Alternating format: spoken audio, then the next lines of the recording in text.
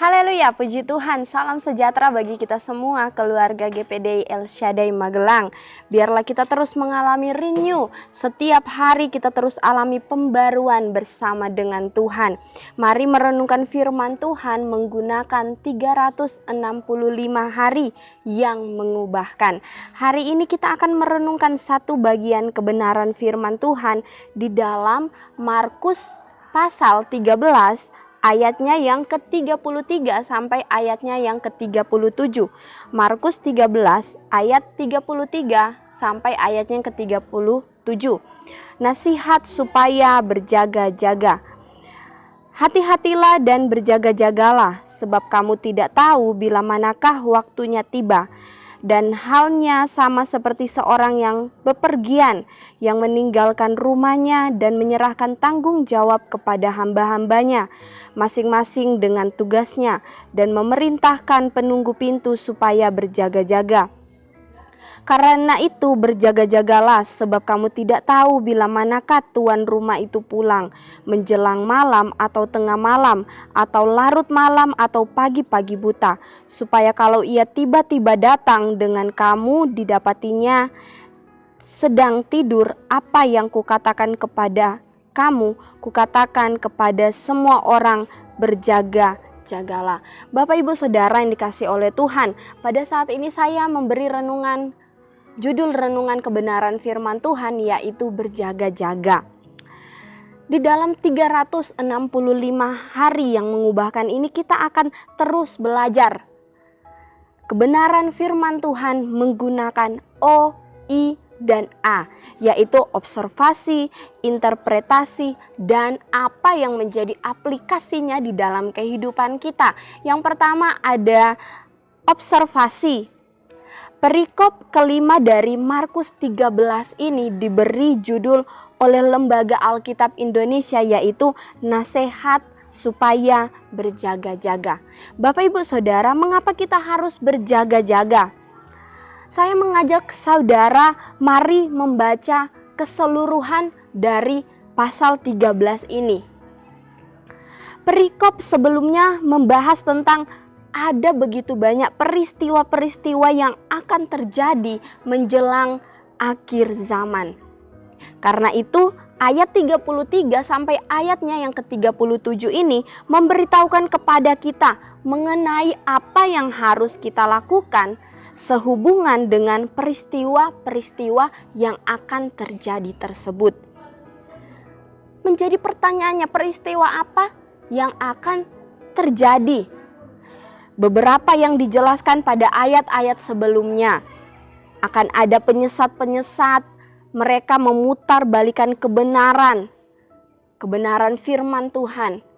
Ya, di dalam Bapak Ibu bisa membaca itu di dalam ayat yang ke-5, ke-6, ayat yang ke-23 sampai ayatnya yang ke-21 sampai ayatnya yang ke-23. Terjadi peperangan bangsa-bangsa, ayat 7 sampai ayat 8. Mengenai penganiayaan orang-orang percaya terdapat di dalam ayat 9 sampai ayatnya yang ke-13. Mari Bapak Ibu observasi bagian kebenaran firman Tuhan ini. Karena itu firman Tuhan perintahkan pada ayat yang ke-33, hati-hatilah dan berjaga-jagalah. Kenapa? Sebab kamu tidak tahu bila mana waktunya itu tiba. Terlebih lagi karena kita tidak tahu waktunya kapan. Karena itu kita harus berhati-hati, kita harus berjaga-jaga. Kita telah mengobservasi bagian kebenaran firman Tuhan ini. Yang kedua ada interpretasi. Apa yang dapat kita pelajari dari nasihat supaya berjaga-jaga ini? Berjaga-jaga di dalam Kamus Besar Bahasa Indonesia memiliki dua arti. Yang pertama, tidak tidur semalam suntuk. Artinya bersiap-siap, bersiap sedia, berawas-awas atau berhati-hati. Dan yang kedua, berjaga-jaga ini masih menurut Kamus Besar Bahasa Indonesia dikatakan pada zaman dahulu ketika raja mengawinkan putranya, orang berjaga-jaga 40 malam lamanya. Jadi arti lain dari jangan tidur adalah jangan bermasa bodoh dengan kehidupan rohani kita. Dalam hal ini kewajiban kita untuk menghadapi peristiwa-peristiwa akhir zaman, berjaga-jagalah dan berdoalah. Waktunya itu dirahasiakan. Kalau waktunya kita sudah tahu kapan waktunya. Kalau mungkin sudah ditetapkan, akan terjadi di 2030. Ya semua manusia akan hidup seenaknya. Semua akan, saya melakukan dulu apa yang ingin saya lakukan, yang tidak sesuai dengan firman Tuhan. Toh nanti kalau menjelang waktunya, saya sudah tahu kapan saya akan bertobat, saya akan melakukan firman Tuhan. Karena itu tidak ada yang tahu kapan waktunya. Karena itu kita harus berjaga-jaga. Berjaga-jaga terhadap apa? Segala sesuatu yang akan membuat Bapak, Ibu, Saudara, kita semua tidak layak untuk menyongsong kedatangan Tuhan yang kedua kali. Kedatangan Yesus yang kedua kali bisa datang di waktu yang tidak kita sangka-sangka. Tetapi bisa juga kedatangannya ini dalam arti kematian. Kita tidak pernah tahu kapan Tuhan akan memanggil kita. Karena itu kita tidak tahu kapan waktunya, maka hiduplah seakan-akan besok sudah waktunya. Kenapa? Supaya kita melakukan segala sesuatu, bagian-bagian yang terbaik di dalam kehidupan kita. Melakukan firman Tuhan, takut akan Tuhan, hidup selalu dekat dengan Tuhan. Lalu yang ketiga yaitu aplikasi. Jadi apa yang dapat kita lakukan untuk kita bisa atau kita harus berjaga-jaga. Efesus 6 ayat yang ke-14 firman Tuhan berkata, jadi berdirilah tegap, berikat pinggangkan kebenaran dan berbaju sirahkan keadilan. Pinggangmu berikat kebenaran.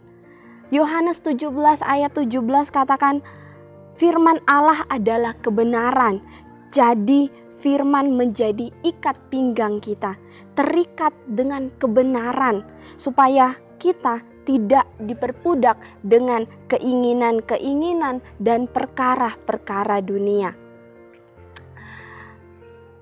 Setiap hari harus bertindak, setiap hari kita berpikir, setiap hari kita berbuat, kita bersikap sesuai dengan firman Tuhan. Bangun kehidupan rohani kita dengan persiapan-persiapan yang benar. Supaya kita seperti firman Tuhan. Di dalam Injil kita tidak menjadi wanita-wanita yang bodoh. Tetapi kita menjadi wanita-wanita yang bijaksana. Sehingga ketika waktunya tiba kita sudah menjadi orang-orang yang siap.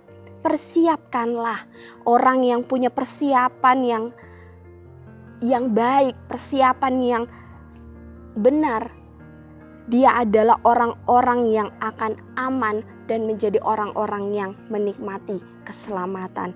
Puji Tuhan Bapak Ibu Saudara, karena itu marilah kita berjaga-jaga di dalam kehidupan kita. Bangun terus kehidupan rohani kita.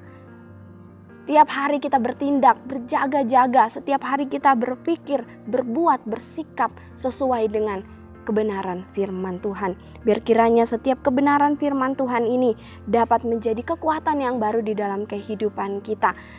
Menjadi penopang di dalam kehidupan kita. Terima kasih telah mengikuti Renungan 79. Kiranya ini dapat menjadi berkat bagi kita semua. Bagi Bapak, Ibu, Saudara, Saudari yang ingin didoakan untuk pokok-pokok doa tertentu, yang ingin menceritakan kesaksian, baik mujizat, pemulihan masalah keluarga, dan lain-lain, kesembuhan dapat disalurkan melalui chat WhatsApp di nomor 0813 2742 0088. Puji Tuhan. Mari kita akan akhiri renungan kita pada saat ini. Saya ajak kita semua merenungkan firman Tuhan. Mari tundukkan kepala dan kita berdoa.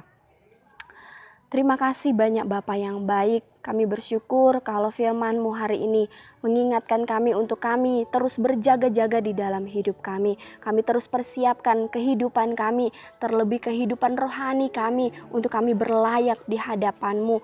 Roh Kudus yang mampukan kami setiap hari supaya kami ini dapat berjaga-jaga, kami dapat berhati-hati di dalam kehidupan kami, di dalam tindakan kami, sikap kami, perbuatan kami, apapun itu Tuhan, semuanya sesuai dengan kebenaran firman-Mu. Hamba-Mu berdoa bagi keluarga GPD El Shaddai Magelang. Kau berkati Tuhan di dalam keluarga, pekerjaan, pendidikan, usaha apapun itu Tuhan, di dalam kesehatan mereka, Tuhan yang akan terus memberkati dan menyertai keluarga GPD El Shaddai Magelang. Ya Tuhan, berikanlah nyanyian baru dalam mulut kami untuk memuji Allah. Kiranya banyak orang dapat melihat lalu percaya kepada Tuhan. Terima kasih banyak Bapa yang baik.